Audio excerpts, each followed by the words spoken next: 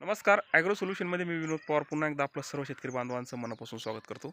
शेतकरी मित्रांनो, आले पिकामध्ये आपल्याला काही बहुतांश प्लॉटमध्ये आले पिकाचे जेव्हा कण काढल्याच्या नंतर त्या कंदावरती पांढरी आपल्याला जे आहे तर त्या कंदावरती पांढरा थर आपल्याला बघायला मिळतो.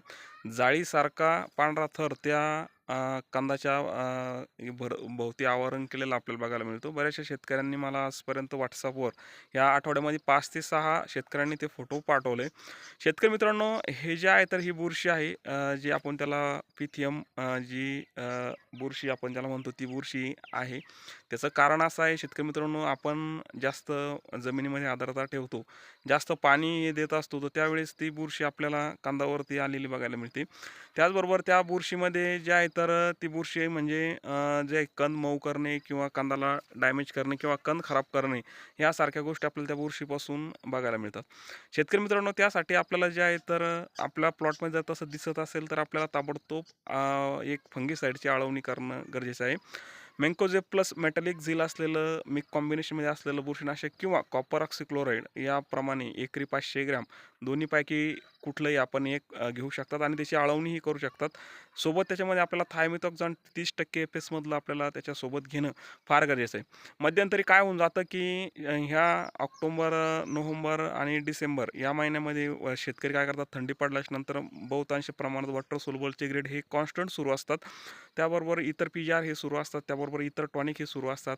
आपण आळवणी ही नॉन स्टॉप करत असतो. 8-8 दिवसाच्या कॉम्बिनेशन आपण शेतकरी हे देत असतात 8-8 दिवसाच्या अंतराने. तर त्यावेळेस अशा बुरशीचा प्रादुर्भाव वाढणं हे साहजिक असतं.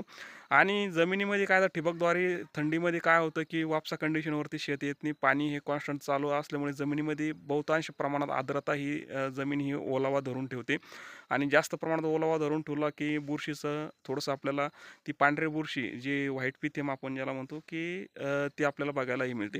आणि त्यामध्ये आपण जर बुरशीनाशकाची जर आळवणी केली तर आपल्याला त्यापासून म्हणजे आपला जो कंद खराब होण्याचा जो धोका आहे त्याचा जो धोका आपला टळू शकतो.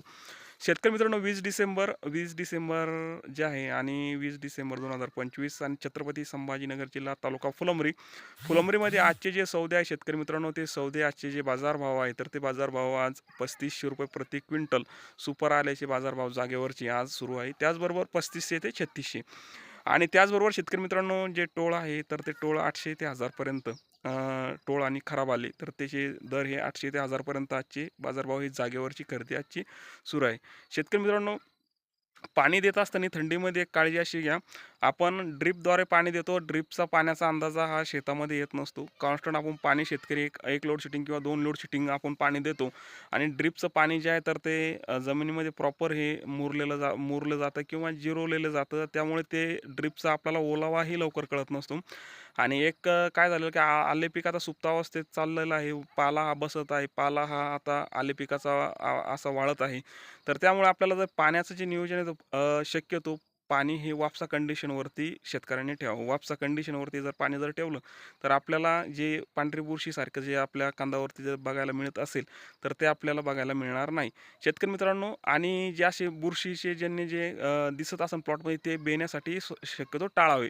जेणेकरून आपल्या पुढील हंगामासाठी जे आहे तर आपल्याला कंदकूस आणि जे आहे तर सड याला आपण आपला प्लॉट बळी पडणार नाही याची पुरेपूर काळजी ही शेतकऱ्यांनी घ्यावी आणि स्वतःही घ्यावी आणि दुसऱ्याही शेतकऱ्याला तो जे त्या प्लॉटमधलं बेन आहे तर ते देऊ नये. शेतकरी मित्रांनो, 20 डिसेंबरचे आजचे बाजारभाव मी आपल्याला सांगितले 3500-3600 सुपर आल्याचे. त्याचबरोबर 1800 आपले जे टोळ हे छत्रपती संभाजीनगर जिल्हा तालुका फुलंब्रीमध्ये सध्या सुरू आहे. शेतकरी मित्रांनो, व्हिडिओ आवडल्यास लाईक, शेअर, सबस्क्राईब नक्की करावं. धन्यवाद.